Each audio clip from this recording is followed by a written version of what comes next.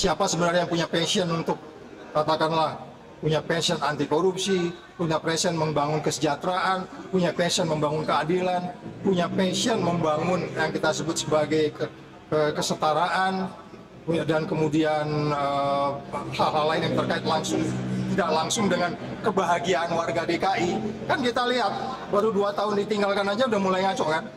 Ya kan udah, itu indikasinya gampang kok. Jadi ya nilai yang ada di kepemimpinan Anies Rashid Baswedan itu berbeda dengan nilai yang dipegang oleh kepemimpinan yang pernah ada di DKI. Ini suatu yang benar harus kita perdebatkan, kita adu.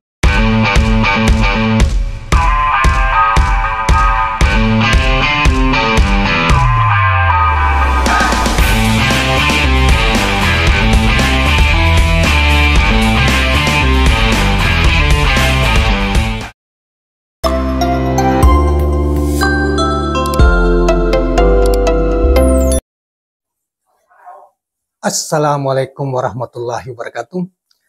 Kawan-kawan sekalian, kembali kita hadir untuk memperbincangkan suatu pandangan yang amat menarik dari Saud Sitomorang, ex-komisioner KPK, tentang cawe-cawe penguasa terhadap pilkada, terhadap demokrasi, dan tentang pandangannya tentang figur atau sosok calon gubernur DKI Jakarta Anies Rashid Baswedan. Saudara sekalian, ada pandangan yang menarik sekali. Dia menganjurkan kepada seluruh rakyat, kepada warga, terutama warga DKI Jakarta, atau dimanapun warga-warga yang lain, tempat yang lain, di mana kalau penguasa cawe-cawe yang dilakukan puncak penguasa, taruhlah misalnya seperti Jokowi yang pernah dilakukan di Pilpres yang lalu, kemudian hari ini juga isu begitu kuat menyebar bahwa cawe-cawe itu akan dilakukan untuk kepentingan meloloskan anaknya Kaisang Raka Buming Raka sebagai Ketua Umum PSI untuk calon sebagai Cawagup DKI Jakarta, sehingga dia mau mengatur kembali dan mencoba untuk menjegal calon tertentu, yaitu Anies Rashid Baswedan. Sehingga dia menganjurkan, Saud Sitomorang sebagai mantan komisioner KPU mengatakan bahwa jika cawe-cawe itu merusak tatanan demokrasi, melanggar hukum dan konstitusi, maka perlu kita tidak boleh membiarkan itu dan kita harus lawan. Satu. Yang kedua, tentang sosok Anies Rashid Baswedan. Dia mengatakan Anies calon gubernur atau Anies Baswedan sebagai seorang pemimpin yang walaupun kalah di Pilpres yang lalu bagi mereka akibat dari tidak netralnya penguasa pada saat itu yang membela kepentingan anaknya yang berpasangan dengan Prabowo Subianto, sehingga Anies mengalami kekalahan, maupun demikian juga Ganjar. Dia mengatakan Anies memiliki nilai yang berbeda dengan pemimpin-pemimpin lain, terutama di DKI Jakarta, mantan-mantan gubernur DKI Jakarta.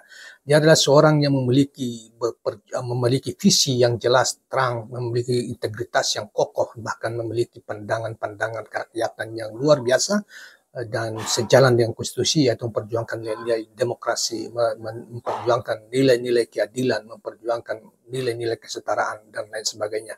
Dan itu telah dibuktikan pada periode yang lalu ketika dia memimpin sebagai gubernur DKI Jakarta pada 5 tahun yang lalu. Dan kali ini kita coba mendengarkan tentang pandangan-pandangan Saud Sitomorang terhadap masalah tersebut. Selamat menonton, terima kasih. Assalamualaikum warahmatullahi wabarakatuh. Ya, indikasinya kan sudah terlihat. Kemarin saya juga ditanya sejumlah media yang mengatakan bahwa bahkan katanya uang judi online segala macam disebut-sebut itu kan. Saya ditanya juga itu. Jadi maksud saya indikasi kemungkinan cawe-cawe dari siapapun yang dalam pengertian bukan menumbuhkan demokrasi, tentu itu harus dilawan dong. Tapi kalau dalam soal mendukung itu kan biasa. Sama dengan kita datang kemari juga dengan teman-teman AGA, himpunan warga gereja Indonesia, itu sudah mendukung biasa. Tetapi kalau itu dilakukan dengan cara-cara yang disebutlah katakan tidak mendukung pertumbuhan demokrasi, tentu itu harus kita lawan. Money politik dan seterusnya harus kita lawan. Karena mendukung undang-undang itu memberi janji aja nggak boleh, apalagi memberi sesuatu. Jadi sekali lagi, cawe-cawe dalam pengertian bertentangan dengan prinsip-prinsip demokrasi yang adil dan membangun pertumbuhan demokrasi yang tidak mendukung apa yang kita sebut sebagai demokrasi Pancasila itu harus kita lawan. Kira-kira gitu, Mas.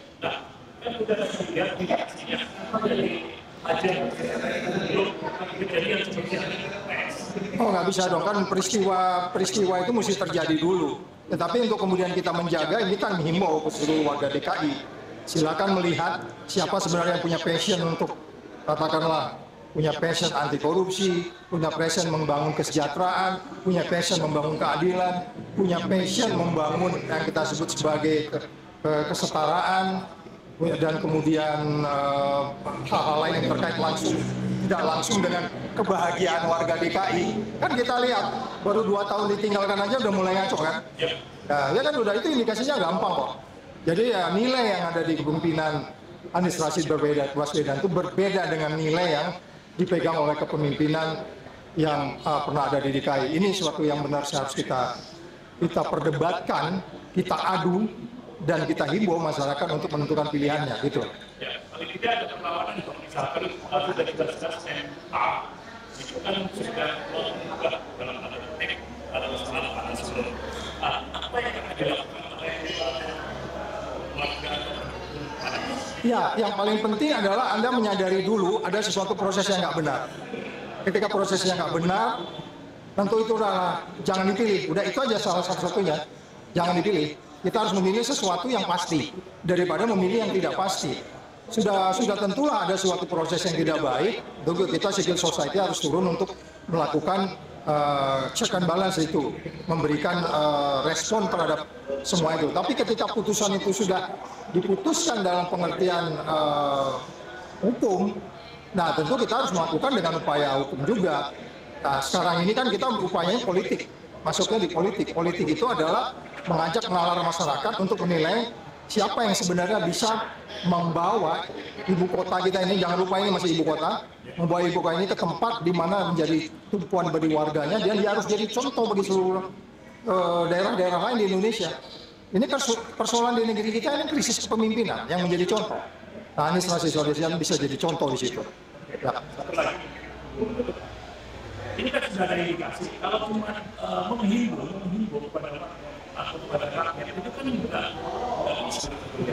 Itu makanya kita kembalikan kepada kita masing-masing, di tempat kita masing-masing.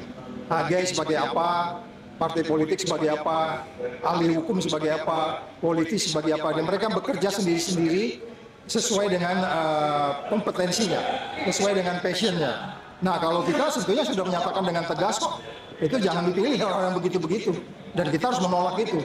Tapi pilihan lain akhirnya adalah di masyarakat.